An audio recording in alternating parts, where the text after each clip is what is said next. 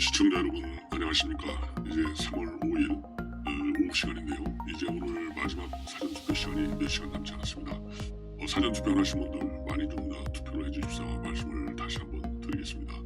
부정선거 의혹들이 제기되고 있지만 전반적으로 차분하게 진행되고 있고 조직적인 그런 부정투표 소지는 거의 없다 이렇게 보셔도 될 것 같아요. 그만큼 우리 국민의힘시에서도 철저히 감시망을 지금 펼치고 있고요.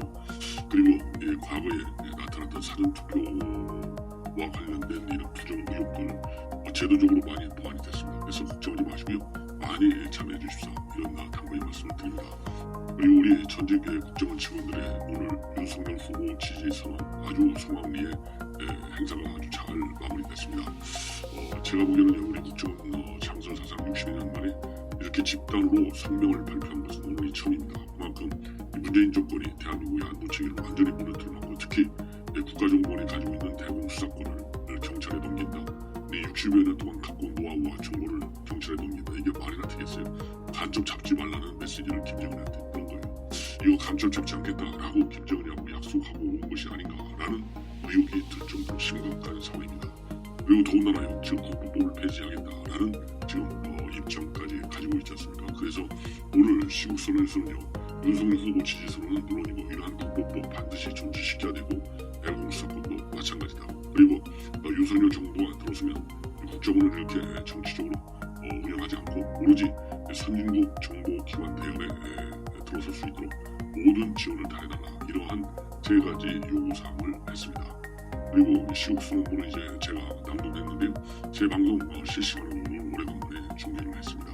그래서 우리 시청자 여러분들 꼭 우리 국가정보원이 제대로 된 국정원이 될 수 있도록 이 박지원 원장 같은 사람이 오면 되겠어요? 절대 안 되겠죠.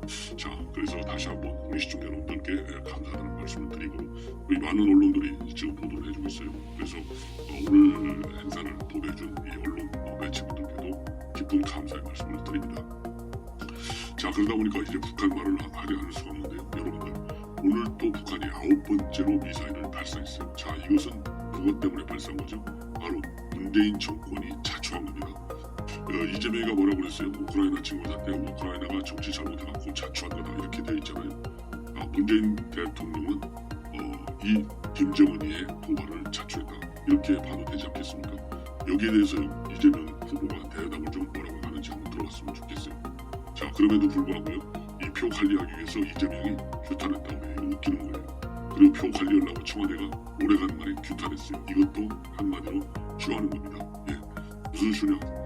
김정은이하고 쇼가 안 되니까요. 이제 우리 국민들한테 쇼하는 거예요. 내가 그동안에 잘못한 거 잘 챙길게. 표 좀 줘. 안보 불안 없어. 내가 제일 챙길게. 우리 국민들이 여기에 속습니까? 그래서 청와대에서 오늘 NSC 회의를 했는데요. 오래간만에 규탄이라는 말을 했어요. 그리고 오늘 아침 합참에서 발표한 쪽에도요. 탄도미사일 이런 말을 무서워서 못 쓰고 또 미상 발사체라고 했어요. 아침에 만약에 규탄이라는 말에 진정성이 있어가지고 김정은이를 비판하고 싶고 추가적인 도발을 받겠다라는 의지가 강했으면 아침 합참이 발표할 때부터 이거는 탄도미사일이다라고 입장을 밝혔어야죠. 아침에 무서워서 비상 발사체 이렇게 한 거예요. 그러니까 거짓말을 여전히 하고 있는 겁니다. 그래서 지금 현재 여러 가지 보도를 볼 때 이 전문가들의 분석에 따르면 오늘 발사한 이 탄도미사일은 말이죠. 준중거리 미사일이다. 여러분들 준중거리는요. 단거리와 중거리 사이가 있으니까 준중거리라고 하잖아요. 그래서 이 사거리로 분류를 하면 1,000km에서 2,500km 내외가 준중거리 미사일 MRBM으로 미디엄 레인지 벌리스틱 미사일 이렇게 분류를 합니다. 그래서 이 단거리 미사일인 SRBM보다는 길고 중거리 탄도미사일인 IRBM보다는 좀 짧은 이 미사일인데요. 오늘 발사된 미사일 재원과 관련해서 일본하고 우리 한국에서 지금 보도가 나오고 있는데 합참이 발표한 바에 따르면 오늘 발사한 탄도미사일의 비행거리는 약 270km 그리고 고도는 560km로 지금 되어 있습니다. 근데 참고적으로요. 일본의 경우에는요. 고도가 620km 그래서 우리보다 한 60km 정도 높게 되어 있고 비행거리는 우리보다요. 한 30km 더 긴 300km로 되어 있습니다. 그래서 이 미사일이 정상각도로 고각 발사가 아닌 정상각도로 하면요. 30에서 45도를 얘기하는데 사거리가 한 2,000km 정도. 그래서 중거리 미사일이다. 이렇게 일단 보인다. 전문가들 그렇게 판단하고 있고요. 다만 최근에 말이죠. 북한이 정찰위성 개발용이다라고 이러한 얘기를 했거든요. 그래서 이번 탄도 미사일도 6일 전에 발표한 정찰위성 개발용이라는 몽군으로 쏘아 올린 준중거리 탄도 미사일과 유사한 기종이다. 이렇게 지금 보고 있습니다. 자, 그래서 이번에도 말이죠. 이러한 이 미사일 발사 실험을 보면 결국은 ICBM 발사를 위한 기술을 하나씩 제대로 축적하고 발전시키고 있다. 이렇게 판단할 수 있을 것 같고요. 오늘 NSC 회의가 끝난 다음에 청와대에서 오래간만에 규탄이라 그러고서 유엔 안보리 결의 위반했다. 이렇게 입장을 발표했습니다. 그러면서 지금 안보적으로 굉장히 엄중한 시기인데 추가적인 도발을 즉각 중단하라. 이렇게 얘기를 했어요. 예. 자, 이 얘기는 결국 뭡니까? 아까도 말씀드리면 오로지 표를 받겠다는 계산 하에, 왜냐면 우리 국민들의 안보 불안이 커져가잖아요. 그러니까 최소한도 중도층들도 돌아설 수 있어요. 그래서 이 중도층을 대상으로 해서 우리가 잘 챙기고 있다. 북한 비판하고 있으니 규탄하고 있으니 너무 걱정하지 말라. 정치적 맥락의 메시지다. 이렇게 봅니다. 그만큼 이제 급하다. 굉장히 급하다. 이런 얘기가 아니겠어요? 자, 그리고 또 이제 외교부의 한반도 평화 교섭 본부장 노규덕도 성김 미국의 대북 특별대표하고 유선 협의를 갖고 이 북한 탄도미사일 발사를 규탄한다라는 입장문을 냈고요. 통일부도 마찬가지입니다. 오래간만에 규탄한다는 메시지를 냈어요. 진작에 좀 냈으면 북한이 이렇게 미사일을 마음대로 음년 3월 오늘 5일까지 9번이나 발사하겠어요? 버스 지난 다음에 손 들어봐야 아무 소용없다라는 얘기예요. 예. 자, 이렇게 해서 북한 발사 동향을 말씀을 드렸고, 그리고 지금부터는요, 오늘 결국은 우리 박근혜 전 대통령도 사전 투표를 했습니다. 어디서 했느냐? 삼성병원에 있는 인근에 있는 일원 운동의 이 사전 투표소에서 했어요. 근데 이제 문제는 뭐냐? 특별한 메시지는 없었습니다. 문제는 이 박근혜 전 대통령이 입고 나온 의상을 가지고 그야말로 여당이 둘러댈 것은 다 둘러대요. 자기네들한테 유리한 거. 이 짙은 이 파란색 복장을 했는데, 이 짙은 파란색 복장을 한 걸 가지고 이거 봐라. 이 이재명 지지의사다. 예, 이거는요. 떡줄 사람 생각지도 않는데 떡 굽는 국 먼저 만지는 거나 마찬가지예요. 그렇게 지금 끌어들이고 있어요. 예, 자, 그러니까 여기에 대해서 이 박근혜 대통령 제일 측근 변호사 유영하 변호사가 남색 외투 입은 특별한 이유가 없다. 원래 검찰 출두 때부터 입으신 옷이다. 예, 이렇게 얘기를 했고요. 그리고 향후에 대선과 관련된 메시지를 낼 가능성이 있느냐? 여기에 관해서는 정해진 게 없다. 이렇게 밝혔습니다. 그리고 또 하나, 오늘 사전투표 가는 데는요. 그동안에는 이제 건강이 악화돼서 휠체어를 타면서 이동을 했는데, 오늘은 휠체어를 사용하지 않고 투표소까지 걸어서 투표를 했다. 이렇게 지금 보도가 되고 있습니다. 자, 그래서요, 이러한 이제 복장과 관련해서 이제 황교익 씨 뭐라고 입장에 올리고 있느냐? 박근혜 대통령이 여기서도요 또 박근혜 가 이렇게 되어 있어요. 박근혜 대통령이 남색 외투를 입고 사전투표를 했다는 증언이 언론에 등장했는데, 남색은 영어로 딥블루다. 짙고 깊은 파란색이다. 라면서요. 투표소 선관위 직원 장갑의 파란색에도 화들짝 민감하게 반응하였던 국민의힘이 어떤 논평을 낼지 기대가 크다. 이렇게 얘기를 하고요. 그리고 윈지코리아 박시영 대표, 아주 친여 여론조사 선수죠. 윈지코리아 컨설팅. 여기 박시영 대표는요. 박근혜 남색 옷 입고 투표, 홍준표 파란 마스크 쓰고 투표, 꼭 마음을 드러내는 것일까? 이런 입장을 내놨고, 또 여러분들 친여 성향의 유튜브 아주 우리 김건희 대표와 관련해서 많은 뭐라고 할까요? 의혹을 제기한 열린공간TV 페이북에다가 뭐라고 올렸냐면, 국회의원 시절에도 패션으로 의성 컬러로 말을 한다는 이야기가 나올 정도로 옷 컬러와 메시지의 일치에 민감했던 그녀다. 한 투표소 사무원이 파란 장갑을 껴서 특정 정당 연상된다며 항의한 국민의힘은 파란 외투를 입고 투표한 박근혜 전 대통령에게 뭐라 할지 두고 볼 일이다. 이러한 입장을 냈습니다. 자, 조금 전에 말씀을 드린 대로 특별한 이유가 없다. 일단에도 할 때부터도 남색 외투 옷을 입었다. 이게 답이에요. 예. 그래서 더 이상 아주 가전인 습격의 해석 지나치다라고 저는 봅니다. 자, 그래서요, 이제 뭐 언제 이사 가느냐? 지금 여러 이제 보도를 보면 대선이 끝난 후에 발송으로 이사 갈 가능성이 크다. 이렇게 지금 유영아 변호사를 비롯한 주변 인물들의 관측이 나오고 있는 것으로 그렇게 알려지고 있습니다. 예.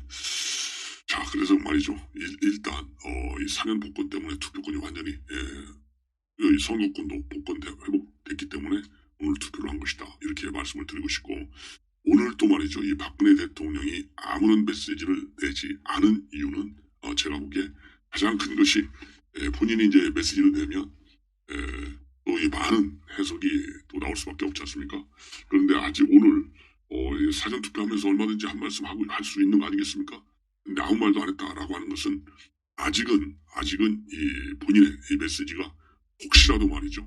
지금 이렇게 오다나 입은 것 같아도 이재명 지지했다라고 할 정도로 둘러대는데, 자기에게 유리하게 둘러대는데, 이러한 여건이 또 혹시라도 본인의 이 메시지를 남용해서 정치적으로 유리하게 해석할 가능성도 있다는 점, 이것도 배려한 것 같고요. 다른 한편으로는 이 박근혜 전 대통령의 마음이 아직은 좀 불편하다, 메시지를 낼 정도로 마음은 편하지 않다, 이러한 양면성을 가지고 있는 것이 아닌가 하는 생각이 드는데요. 제가 보기에는요, 결국 박근혜 대통령도 이 도도한 이 민심의 흐름, 지금 이제 정권 심판론으로 완전히 기울었지 않습니까? 그래서 이 압도적으로 요즘 보면은요, 정권 심판론이 다시 늘어나고 있어요. 15%에서 20%. 전에는 15% 아래도 좀 나왔는데 요즘은 뭐 별로 없는 것 같고, 물론 친여 여론조사 기관들은 뭐 5% 아래 차이 나게 만드는 경우도 있어요. 그렇지만은 전반적으로는 정권 교체론 여론이 상당히 압도적으로 크기 때문에 이러한 상황에서 굳이 윤석열 후보에게 유리한 이런 메시지를 내놓는다 하더라도 이미 여론에는 다 반영되어 있는 것 아니겠느냐. 오히려 윤석열 후보에 대한 메시지에 좀 우호적인 그런 성격의 메시지가 나오면 오히려 중도층이 거꾸로 불만을 가질 수가 있어요. 그렇기 때문에 그런 측면에서도 전략적으로 보면 윤석열 후보에게 이렇게 메시지 내지 않는 것이 오히려 전략적으로 더 유리할 수 있는 그러한 뭐라 그럴까요? 함의도 가지고 있다. 저는 그렇게 생각해요. 그래서 이 메시지로 내지 않은 거, 저는 긍정적 측면이 오히려 더 강하다. 저는 그렇게 봅니다.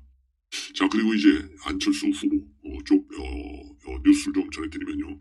안철수 후보도 말이죠. 오늘 영등포에서 사전 투표를 했어요. 여의도동 주민센터에서 사전 투표를 했는데, 오늘 사전 투표 왜 좀 늦어졌느냐? 바로 이 마음을 좀 추스를 수 있는 시간, 그리고 어제 같은 경우에는 이 본인의 지지층이 팬덤이 있잖아요. 그래서 단일화한 거, 중도 포기한 거, 여기에 대한 불만이 좀 있어요. 그래서 어제는 본인이 손글씨도 쓰고, 어제 하루 종일 썼다고 그러잖아요. 그 다음에 본인의 유튜브 라이브 방송을 통해서도 또 사과한다, 죄송하다, 이런 입장을 밝히고, 그러면서 본인의 이 팬덤들을 관리하는 그런 시간을 가졌고, 또 이 본인 마음도 또 달래는 그런 시간이 또 필요하지 않았겠습니까? 그러다 보니까 이제 어제 하루를 보냈고, 오늘은 첫 일정으로 말이죠. 해단식을 가졌습니다. 비공개로. 그래서 이렇게 해단식을 갖다 보니까 조금 늦어졌다. 그래서 오늘 이 여의동 주민센터에서 사전투표를 했는데요. 오늘 이제 기자들하고 사전투표 마치고 나오면서 지금 제가 해야 할 일은 정권 교체를 위해, 그리고 윤 후보 당선을 위해서 최선을 다하는 것이다. 아울러 선거안 정보를 위한 구성과 준비를 하는 것이 제가 할 일이다. 이런 입장을 내놓고, 정권 교체를 위해 단일화를 결단한 것이고, 제 진심, 제 선택에 대한 평가는 국민들께 맡기겠다. 그리고 또 이 투표용지에 안철수 이름 바로 옆에 사퇴라는 이 표시가 되어 있지 않습니까? 거기에 대해서 심경은 제 결심에 따른 결과라서 담담한 심정이었다. 이러한 입장문을 내놨습니다. 그리고 오늘 해단식에서 말이죠. 이 안철수 대표는 당원과 지지자들한테 너무 고맙고 미안하다. 그런데 이게 끝이 아니라 진짜 정권 교체를 제대로 해서 국민들에게 더 나은 대한민국을 만들어 드리자. 이러한 당부의 얘기를 했다. 이렇게 돼 있고, 오늘 오후에는요, 이천하고 광주에서 합동 유세를 할 예정인 것으로 그렇게 지금 알려지고 있습니다. 자, 이제 마지막으로 말이죠. 이준석 대표 얘기를 또 하지 않을 수가 없네요. 이준석 대표가 오늘 여러 가지 또 많은 얘기를 했어요. 연합뉴스TV에 출연해가지고, 우선 안철수 후보와 관련해서요, 지방선거를 출마할 경우 그거는 윤석열 후보가 아닌 본인과 상의해야 한다. 이러한 입장을 내놓고 조각이라든가 인수위 문제, 공동정부 운영 문제, 그거는 윤석열 후보와 상의할 얘기다. 그래서 당의 영역에 속하는 사항은 본인하고 상의하라. 그리고 이제 조금 전에 말씀드린 인수위, 조각, 공동정부 이런 거는 윤석열 후보하고 상의해도 나는 관계없다. 그래서요, 제가 보기에는 이런 얘기를 굳이 할 필요가 있을까 싶어요. 예, 같은 말이라도 또 어다르고 아다르잖아요. 자, 그래서 이 얘기는 결국 뭐냐? 당대표는 난데 넘보지 말아라. 이 얘기나 마찬가지예요. 그리고 내 당과 관련해서는 내가 탑이다. 당신은 탑이 아니다. 이 얘기를 하는 건데요. 위계질서를 지키라는 말로 들리는데 이거는 바람직한 입장이 아니다. 저는 왜냐면 일단 포용을 해야죠. 아니 그리고 안철수 후보가 이준석보다 더 오래 정치했는데 이 문제는 당 대표하고 상의해야 되고 이 문제는 윤석열 후보 이제 당선이 되면 당선자하고 상의해야 되고 그거 하나 모르겠어요. 굳이 이렇게 두 못 자르듯이 발언을 꼭 해야 되는 건지 참 이해가 잘 안 갑니다. 오히려요 이런 것들이 자칫 잘못하면 이 지금 중도층을 잡아내는 게 핵심이잖아요. 2030. 안철수 후보의 지지층이 팬덤. 이게 2030하고 중도층이거든요. 이준석이가 이렇게 닦아 세우듯이 입장을 발표하면 다시 이 사람들이 돌아갈 수 있어. 그래서 저는 이준석 대표 이 발언에 신중을 기하라. 그런 지적을 좀 하고 싶습니다. 자, 그러면 오늘 연합뉴스TV에서 이준석 대표가 뭐라고 구체적으로 얘기를 했는지 직접 코트 인용 보도록 해드리겠습니다. 안 후보가 행정 경험을 희망한다고 언급했는데 조각할 때 입각의 의미도 있을 수 있지만 지방 행정의 의미가 될 수도 있다.